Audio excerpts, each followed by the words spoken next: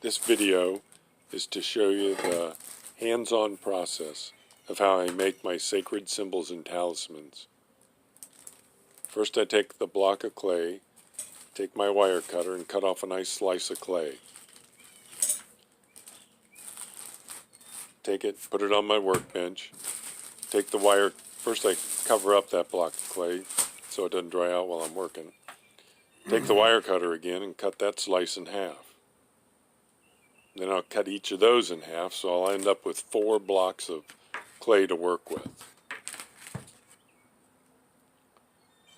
Each talisman and sacred symbol I make is done one at a time, total hands-on process. You can clearly see the difference when you hold them in your hands. They have a warmth and a charm that you just can't get from a factory.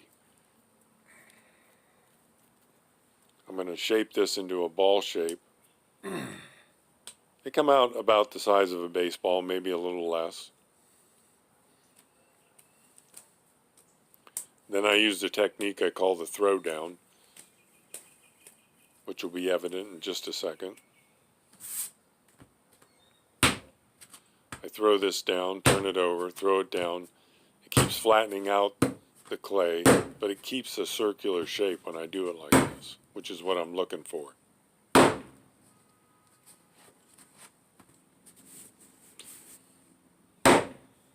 going to take my gauge just to check the size, make sure it's about the size I want. Then I'm going to take the symbol, and today, or right now for this piece, I'm using the Ohm symbol. I'm going to press that in the clay. First I want to make sure it's centered. Just adjust it a little bit, make sure it's centered. Push it down in the clay.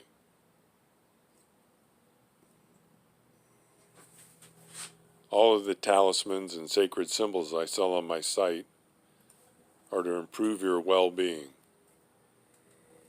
And the website is called thestudyofman.com.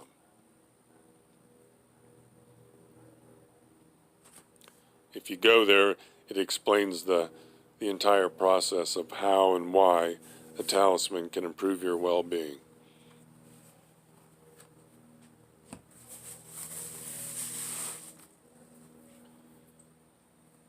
And after it's done, I'll take that gauge again, trim off any excess. What that gauge does, though, is when I do that, it puts a sharp 90-degree angle on that leading edge. And I really don't want that, so I'm just going to take my finger and I'm going to soften that up.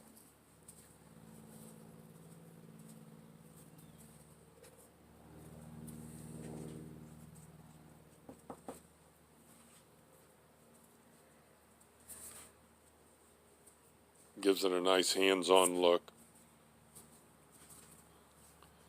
Adds the personal touch. When you get a piece of art made by an artist from scratch, one at a time, there's a certain connection you can feel. Just going to pat it down, smooth it out.